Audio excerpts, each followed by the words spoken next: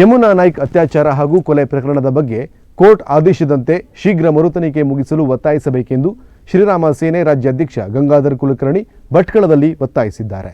ನಿಶ್ಚಲಮಕ್ಕಿ ತಿರುಮಲ ವೆಂಕಟರಮಣ ದೇವಸ್ಥಾನ ಸಭಾಭವನದಲ್ಲಿ ನಡೆದ ಮಾಧ್ಯಮಗೋಷ್ಠಿ ಉದ್ದೇಶಿಸಿ ಮಾತನಾಡಿದ ಶ್ರೀರಾಮ ಸೇನೆ ರಾಜ್ಯಾಧ್ಯಕ್ಷ ಗಂಗಾಧರ್ ಕುಲಕರ್ಣಿ, ಅಕ್ಟೋಬರ್ 23, 2010ರಲ್ಲಿ ಇಡೀ ರಾಜ್ಯವೇ ಬೆಚ್ಚಿ ಬೀಳಿಸುವಂತಹ Yamuna Naik rape and murder case. ಈ ಪ್ರಕರಣದಲ್ಲಿ ಯಾರು ಆರೋಪಿತರಿದ್ದರೂ ಅವರು ಹೇಗೆ ಬಚಾವಾದರು ಅಥವಾ ಬಚಾವ್ ಮಾಡಿದರು ಎಂದು ಗೊತ್ತಿಲ್ಲ. ಆದರೆ ಒಬ್ಬ ಅಮಾಯಕ ಕೇಸಿಗೆ ಸಂಬಂಧಿಸಿದ ವ್ಯಕ್ತಿ ವೆಂಕಟೇಶ್ ಹರಿಕಾಂತ್ 6 ವರ್ಷ 8 ತಿಂಗಳು ನರಕಯಾತನೆ ಅನುಭವಿಸಿದ್ದಾನೆ. ಅವನು ಮಾಡಲಾರದ ಅಪರಾಧಕ್ಕೆ ಈ ಶಿಕ್ಷೆ ಅನುಭವಿಸಿದ್ದಾನೆ. ನಮ್ಮ ವ್ಯವಸ್ಥೆ ಹೇಗೆ ಹದಗೆಟ್ಟು ಹೋಗಿದೆ ಎನ್ನುವುದಕ್ಕೆ ಇದೊಂದು ಉದಾಹರಣೆಯಾಗಿದೆ ಎಂದು ಹೇಳಿದರು. ಅಕ್ಟೋಬರ್ 23, 2010ರಲ್ಲಿ ಇಡೀ ರಾಜ್ಯವೇ ಬೆಚ್ಚಿ ಬೀಳಿಸುವಂಥ Yamuna Naik rape and murder case ಬಹಳ ಗಂಭೀರವಾದಂಥ ಕೇಸ್ ಇತ್ತು. ದುರ್ದೈವ ಆ ಕೇಸ್ನಲ್ಲಿ ಯಾರು ಅಪರಾಧಿಗಳಿದ್ರೋ ಆರೋಪಿಗಳಿದ್ರೋ ಅದು ಹೇಗೆ ಬಚಾವ್ ಮಾಡಿದ್ರೋ ಗೊತ್ತಿಲ್ಲ. ಆದರೆ ಒಬ್ಬ ಅಮಾಯಕ ಕೇಸಿಗೆ ಸಂಬಂಧಗಳಾದಂಥ ವ್ಯಕ್ತಿ ವೆಂಕಟೇಶ್ ಹರಿಕಾಂತ್ 6 ವರ್ಷ 8 ತಿಂಗಳ ನರಕ ಯಾತನೆಯನ್ನು ಅನುಭವಿಸಬೇಕಾಯ್ತು. ಮಾಡಲಾರ್ದ ಅಪರಾಧಕ್ಕೆ. ಅಂದರೆ ವ್ಯವಸ್ಥೆ ಯಾವ ರೀತಿಯಾಗಿ ಕುರುಗೆಟ್ಟು ಹೋಗಿದೆ ಅನ್ನೋದಕ್ಕೆ ಇದು ಒಳ್ಳೆ ಎಕ್ಸಾಂಪಲ್. 2017ರಲ್ಲಿ ಹೈಕೋರ್ಟ್ ವೆಂಕಟೇಶ್ ಹರಿಕಾಂತ್ ಅವರನ್ನು ನಿರಪರಾಧಿ ಎಂದು ಬಿಡುಗಡೆ ಮಾಡಿದೆ. ಅಷ್ಟೇ ಅಲ್ಲದೆ ಹೈಕೋರ್ಟ್ ಇನ್ನೊಂದು ಆದೇಶ ಮಾಡಿದೆ. ಈ ಕೇಸಿನ ಮರುತನಿಖೆ ಆಗಬೇಕು ಎಂದು, ಅಪರಾಧಿಗಳನ್ನು ಪತ್ತೆ ಹಚ್ಚಿ ಬಂಧನ ಮಾಡಬೇಕು ಎಂದು. ಹೈಕೋರ್ಟ್ ಆದೇಶವಾಗಿ 7 ವರ್ಷವಾದರೂ ಇನ್ನೂ ಆರೋಪಿಗಳ ಬಂಧನವಾಗಿಲ್ಲ ಹಾಗೂ ತನಿಖೆಯಾಗುತ್ತಿಲ್ಲ. ಯಾರನ್ನು ರಕ್ಷಣೆ ಮಾಡಲು ಹೊರಟಿದ್ದಾರೆ? ಇದರ ಹಿನ್ನೆಲೆ ಏನಿದೆ? ಈ ಕೇಸಿನ ಹಿಂದೆ ಯಾರ ಕೈವಾಡವಿದೆ? ಪೊಲೀಸ್ ಇಲಾಖೆಯನ್ನು ಏಕೆ ಕಟ್ಟಿ ಹಾಕಿದ್ದಾರೆ ಎಂದು ಪ್ರಶ್ನಿಸಿದರು. ಮರುತನಿಖೆಗೆ ಆದೇಶ ನೀಡಿ 7 ವರ್ಷವಾಗಿದೆ. ಕೋರ್ಟ್ ಪೊಲೀಸ್ ಇಲಾಖೆಗೆ ಚಾಟಿ ಬೀಸಬೇಕಿತ್ತು. ಅವರು ಸಹ ಸುಮ್ಮನಿದ್ದಾರೆ. ಏಕೆಂದು ತಿಳಿಯುತ್ತಿಲ್ಲ. ಭಟ್ಕಳ ಡಿಎಸ್ಪಿ ಅವರಿಗೆ ಆಗ್ರಹ ಮಾಡುತ್ತೇನೆ. ಆದಷ್ಟು ಬೇಗ ತನಿಖೆಯನ್ನು ಮಾಡಿ ಈ ಸಮಾಜದಲ್ಲಿ ಸತ್ತವರನ್ನು ಸಮಾಧಿ ಮಾಡುವ ಬದಲು ಬಡವರಿಗೆ, ಬಲಹೀನರಿಗೆ ನ್ಯಾಯ ಕೊಡಿಸುವ ಕೆಲಸವನ್ನ ಮಾಡಿ ಎಂದು ಹೇಳಿದರು. ಉತ್ತರ ಕನ್ನಡ ಜಿಲ್ಲೆಯಲ್ಲಿ ಇಂತಹ ಕೊಲೆಯ ಆರೋಪಿ ಪತ್ತೆಯಾಗದಿರುವುದು 5-6 ಪ್ರಕರಣಗಳು ಆಗಿವೆ. ಡಾಕ್ಟರ್ ಚಿತ್ತರಂಜನ್, ತಿಮ್ಮಪ್ಪ ನಾಯ್ಕ್, ಪರೇಶ್ ಮೇಸ್ತಾ ಯಾವ ಕೇಸುಗಳಿಗೂ ಇವತ್ತಿನವರೆಗೂ ನ್ಯಾಯ ಸಿಗಲಿಲ್ಲ. ಈ ಎಲ್ಲ ಕೇಸುಗಳು ರಾಷ್ಟ್ರಮಟ್ಟದಲ್ಲಿ ಚರ್ಚೆಯಾಗುವಂತಹ ಕೇಸುಗಳಾಗಿವೆ. ಈ ಜಿಲ್ಲೆಯಲ್ಲಿ ಇಂತಹ ಸಾವುಗಳಿಗೆ ನ್ಯಾಯ ಇಲ್ಲ. ಕೊಲೆಗಡುಕರು, ಅಪರಾಧಿಗಳು, ರೇಪಿಸ್ಟರು ಆರಾಮವಾಗಿರುವಂತಹ ವ್ಯವಸ್ಥೆ ಈ ಜಿಲ್ಲೆಯಲ್ಲಿ ಆಗುತ್ತಿದೆ.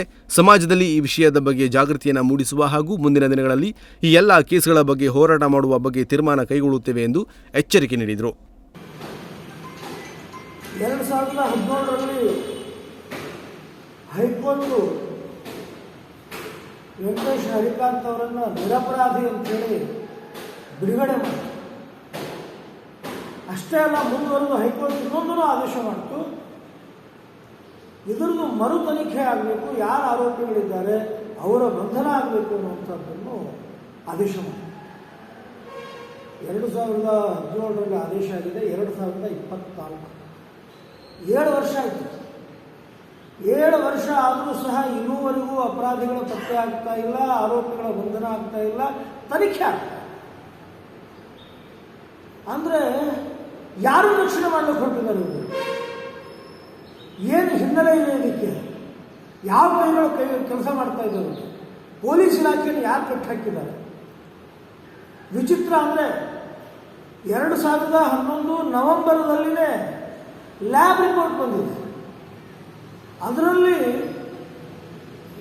ಇವರು ವೆಂಕಟೇಶ್ ಹರಿಕಾಂತರ ಪಾತ್ರ ಅನ್ನೋದು ಆವಾಗಲೇ ಗೊತ್ತಾಗಿದೆ. ಆದರೆ ಒಂದು ವರದಿಯನ್ನು ಕೊಡೋದಕ್ಕೆ ವಿಳಂಬ ಮಾಡಿಕೊಂಡು ಅಷ್ಟು ವರ್ಷ ಆ ವ್ಯಕ್ತಿಗೆ ನರಕ ಯಾತ್ರೆ ಮಾಡಿಸೋದಿಲ್ಲ. ನಿಜವಾಗಿಯೂ ಬಹಳ ಭಯಾನಕ ಅನ್ನಿಸ್ತಾ ಇದೆ. ಇದರಿಂದ ಕಾನೂನಿನ ವ್ಯವಸ್ಥೆ ಮೇಲೆ, ಪೊಲೀಸ್ ಇಲಾಖೆ ಬಗ್ಗೆ ಇವತ್ತು ಸಮಾಜಗಳು ಬಂದಿರುತ್ತೆ ಭ್ರಮ ನಿರಸನ, ತಾತ್ಸಾರ, ತಿರಸ್ಕಾರ, ಈ ಭಾವನೆ ಮೂಡ್ತಾ ಇದೆ. ದಾವಣಗೆರೆಯಲ್ಲಿ ನಡೆದಂತಹ ಘಟನೆ ಅತ್ಯಂತ ನಾಚಿಕೆಗೇಡಿನ ಸಂಗತಿಯಾಗಿದೆ. ಮುಸ್ಲಿಂ ಗುಂಡಾಗಳ ಅಟ್ಟಹಾಸ ಆಗಿ ಹೋಗಿದೆ. ಇವರಿಗೆ ಕಾನೂನಿನ ಭಯವಿಲ್ಲ, ಪೊಲೀಸ್ ಇಲಾಖೆಯ ಭಯವಿಲ್ಲ, ಸರ್ಕಾರದ ಭಯವಿಲ್ಲ. ಹಿಂದೂ ಧರ್ಮದ ಗಣಪತಿಯ ಮೆರವಣಿಗೆಯ ಮೇಲೆ ಕಲ್ಲು ತೂರಾಟ ಮಾಡುವುದು, ಪೆಟ್ರೋಲ್ ಬಾಂಬ್ಗಳನ್ನು ಹಾಕುವಂತಹದ್ದು, ಬಾಟಲ್ಗಳನ್ನು ಒಗೆಯುವಂತಹದ್ದು, ಈ ರೀತಿಯಾಗಿ ರಾಜ್ಯದೊಳಗೆ ಮುಸ್ಲಿಂ ಗುಂಡಗಳ ದುರ್ವರ್ತನೆ ನಡೆಯುತ್ತಿದೆ. ನಮ್ಮ ರಾಜ್ಯವನ್ನ ತಾಲಿಬಾನ್ ಮಾಡಲು ಹೊರಟಿದ್ದೀರಾ ಎಂದ ಅವರು, ಮುಂದಿನ ದಿನಗಳಲ್ಲಿ ಇಲ್ಲಿಯೇ ಆದರೂ ಹಿಂದೂ ಮೆರವಣಿಗೆಗಳಿಗೆ ರಕ್ಷಣೆ ಬೇಕೆಂದರೆ ಶ್ರೀರಾಮ ಸೇನೆಯನ್ನ ಸಂಪರ್ಕ ಮಾಡಿ. ನಿಮ್ಮ ಕಾರ್ಯಕ್ಕೆ ರಾಮ ಸೇನೆಯ ಕಾರ್ಯಕರ್ತರು ಶಸ್ತ್ರಸಜ್ಜಿತರಾಗಿ ನಿಮ್ಮ ಜೊತೆ ನಿಂತುಕೊಳ್ಳುತ್ತೇವೆ ಎಂದರು. ಅನ್ನೋದು ಒಂದು 5-6 ಉದಾಹರಣೆಯಿಂದ ನಮಗೆ ಕಾಣಿಸ್ತಾ ಇದೆ. ಡಾಕ್ಟರ್ ಚಿತ್ತರಂಜನ್ ಹತ್ಯೆ ಇವತ್ತಿನವರೆಗೂ ನ್ಯಾಯ ಇಲ್ಲ. ಪರೇಶ್ ಮೇಸ್ತಾ ಹತ್ಯೆ ಆಯಿತು, ಇವತ್ತಿನವರೆಗೂ ನ್ಯಾಯ ಇಲ್ಲ. ತಿಮ್ಮಪ್ಪ ನಾಯಕ್ ಹತ್ಯೆ ಆಯಿತು, ಇವತ್ತಿನವರೆಗೂ ನ್ಯಾಯ ಇಲ್ಲ.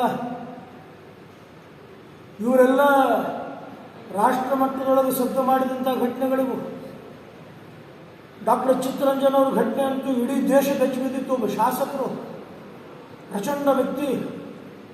ತಿಮ್ಮಪ್ಪ ನಾಯಕರ ಇದಕ್ಕೆ ಅಂತಿಮ ಸಂಸ್ಕಾರಕ್ಕೆ ರಾಷ್ಟ್ರೀಯ BJP ನಾಯಕರೆಲ್ಲ ಬಂದು ಹೋಗಿದ್ರು. ಪರೇಶ್ ಮೇಸ್ತಾಂದಂತೂ ಇಡೀ ಸಮಾಜ ರಸ್ತೆಗಳಿದಿತ್ತು, ಭಾರತೀಯ ಜನತಾ ಪಾರ್ಟಿ ರಸ್ತೆಗಳಿದಿತ್ತು. ಆದರೂ ಸಹ ನ್ಯಾಯ ಸಿಕ್ಕಿಲ್ಲ. ಅಂದರೆ ಈ ಜಿಲ್ಲೆಯಲ್ಲಿ ಇಂಥ ಸಾವುಗಳಿಗೆ ನ್ಯಾಯ ಇಲ್ಲ. ಆ ಆರೋಪಿಗಳು, ಅಪರಾಧಿಗಳು, ಕೊಲೆಗಡಕರು, ಅತ್ಯಾಚಾರಿಗಳು ಬಿಂದಾಸಾಗಿ ಓಡಾಡುವಂಥ ವ್ಯವಸ್ಥೆ ಆಗ್ತಾ ಇದೆ ನಮ್ಮ ಜಿಲ್ಲೆಯೊಳಗೆ ಅನ್ನುವಂಥದ್ದು ಭಾಳ ದೊಡ್ಡ ಪ್ರಶ್ನೆ ಕಾಡ್ತಾ ಇದೆ. ಅಸುರಕ್ಷತೆ ಕಾಡ್ತಾ ಇದೆ ಸಮಾಜಕ್ಕೆ. ಒಂದು ಕಡೆಗೆಲ್ಲೋ ಕಾನೂನಿಗೆ ಅಪಮಾನ ಅನ್ನಿಸ್ತಾ ಇದೆ.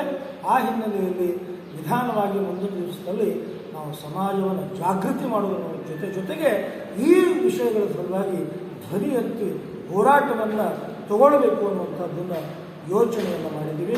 ಹಿಂದೂ ಧರ್ಮದ ಗಣಪತಿ ಮೆರವಣಿಗೆ ಏನು ಮಾಡಿದೆ ನಿಮಗೆ? ಮಂಡ್ಯ ಜಿಲ್ಲೆಯ ನಾಗಮಂಗಲದಲ್ಲಿ ಹೇಳುತ್ತಾರೆ, ನಮ್ಮ ಮಸೀದಿ ಎದುರಿಗೆ ಗಣಪತಿಯ ಮೆರವಣಿಗೆ ಹೋಗಬಾರದು ಎಂದು. ಆ ಮಸೀದಿ ಪಾಕಿಸ್ತಾನದಲ್ಲಿ ಇದೆಯಾ, ಅಫ್ಘಾನಿಸ್ತಾನದಲ್ಲಿ ಇದೆಯಾ? ಈ ದೇಶದ ಕಾನೂನಿನ ಒಳಗೆ ಎಲ್ಲಾ ಕಡೆಗೂ ಎಲ್ಲರೂ ಧಾರ್ಮಿಕ ಕಾರ್ಯಗಳನ್ನು ಮಾಡಬಹುದು ಎಂದು ಇದೆ. ಇದೇ ಪ್ರವೃತ್ತಿ ಮುಂದುವರಿಸಿದ್ದಲ್ಲಿ ನಾವು ಹಿಂದೂಗಳು ಒಟ್ಟಾಗಿ ತಿರುಗಿ ಬಿದ್ದಾಗ ನಿಮ್ಮ ಗತಿ ಎಲ್ಲಿಗೆ ಮುಟ್ಟುತ್ತದೆ? ಅದಕ್ಕಾಗಿ ಇನ್ನು ಮುಂದಾದರೂ ಸರಿಯಾಗಿ ಇರಿ ಎಂದು ಎಚ್ಚರಿಕೆ ನೀಡಿದರು. ಬಳಿಕ ಭಟ್ಕಳ ಡಿವೈಎಸ್ಪಿ ಅವರಿಗೆ ಮನವಿ ಸಲ್ಲಿಸಿದರು. ಡಿವೈಎಸ್ಪಿ ಅನುಪಸ್ಥಿತಿಯಲ್ಲಿ ನಗರ ಠಾಣೆಯ ಸಿಪಿಐ ಗೋಪಿಕೃಷ್ಣ ಮನವಿ ಸ್ವೀಕರಿಸಿದರು.